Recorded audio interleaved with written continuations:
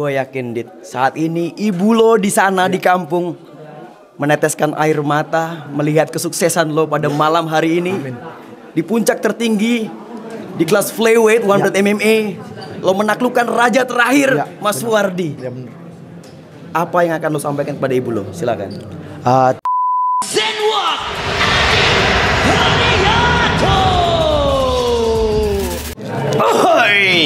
Adit, Ya bang. air mata dan darah terbayarkan kontan malam hari ini, Dit. Gue tahu perjuangan lo. Gue tahu lo latihan 2 kali lipat lebih keras daripada fighter yang lain. Gue tahu lo latihan tanpa mengenal bosan, Dit. Malam ini, Dit. Malam ini, Dit. Ya. Perasaan lo gimana, men? Baik.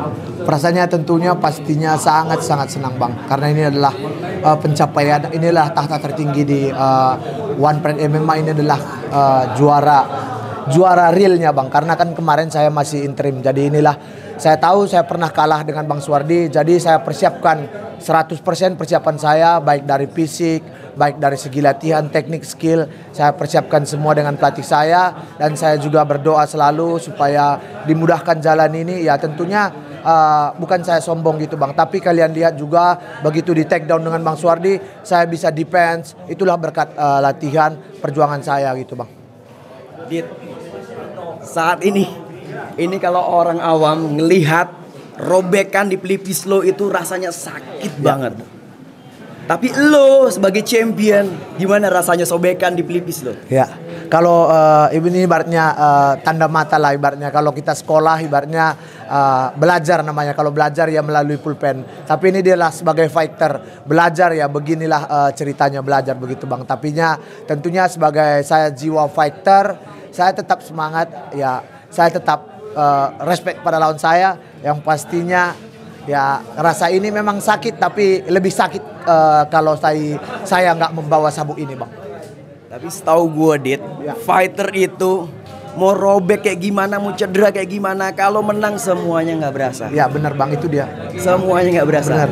Tapi sakit sedikit, robek sedikit, tapi kalau kalah itu berbulan-bulan, men. Berbulan-bulan bang, lebih sakit sebenarnya di hatinya.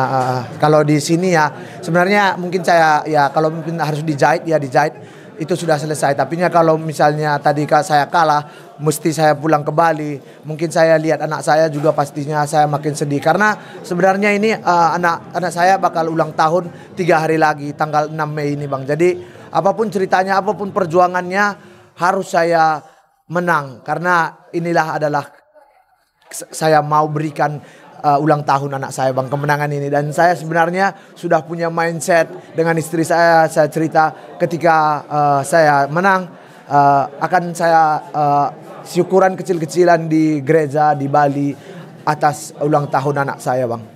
Kalau anak lo sudah bisa mengerti omongan lo bakal ngomong apa sama anak lo? Ya lihat perjuangan bapak, pastinya tetap menjadi yang terbaik. Bapak selalu mengusahakan yang terbaik. Saya nggak mau lihat namanya Siena Pepayo Sabru Ginting. Saya nggak mau lihat Siena ini merasakan apa yang saya rasakan dulu ketika waktu kecil. Bapak dulu susah, dengan perjuangan bapak, dengan semangat bapak, dia tidak boleh merasakan susah lagi. Itulah selalu ada mindset di hati saya bang. Dit, kalau gue ngelihat sosok lo Dit, gue tuh punya kesimpulan sendiri men. Ya bang. Yang gue lihat dari lo, ini buat semua fighter di luar sana, bakat dikalahkan sama kerja keras. Benar. Mungkin beberapa orang berbakat latihan sebentar bisa jadi champion, tapi Adit bener-bener meluangkan waktunya semua, mendedikasikan hidupnya hanya untuk berlatih. Bahkan pelatihnya nyuruh dia stop untuk berlatih, dia nggak mau. Dia tetap latihan. Kenapa begitu, Dit?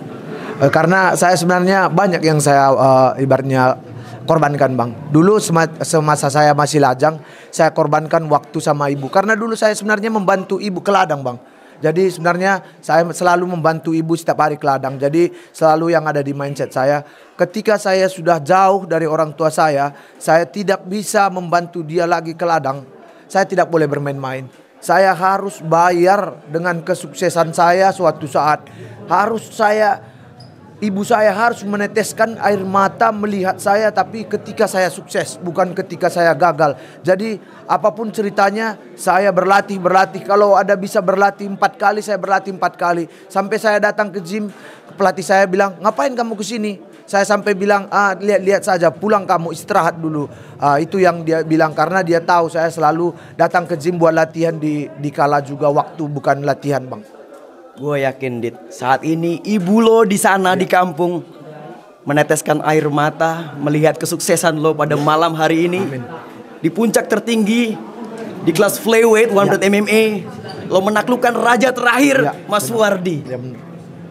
Apa yang akan lo sampaikan kepada ibu lo? Silakan. Terima kasih Mak, selalu mendukung saya, dan minta maaf juga saya ya ibaratnya meninggalkan ibu waktu itu ke ladang. Tetapi saya ingin inilah cita-cita saya sebagai fighter. Saya ingin meraih ini, jadi harus saya korbankan waktu sama ibu. Ya, terima kasih Bu sudah mengizinkan saya berjuang, dan saya tidak main-main, dan saya memanfaatkan waktu mulai saya berjuang dari Jakarta hingga ke Bali. Saya bertahan di Bali. Banyak sekali hal-hal yang saya lewati di Bali, maupun ya duka, sedih, itu udah pasti lebih banyak sedihnya, tapi saya tetap bertahan. Saya ingin ibu melihat saya sukses menjadi fighter. Jadi ya, untuk pesan-pesan ya, ibu sehat selalu, Tuhan memberkati. Sekali lagi Adit, selamat. Thank Kamu you, sudah Bang. berhasil membuat air mata bahagia ibumu pasti di kampung sana. Sekali lagi selamat. Terima kasih abangku. Selamat. Selamat. Thank you, Bang. Oi.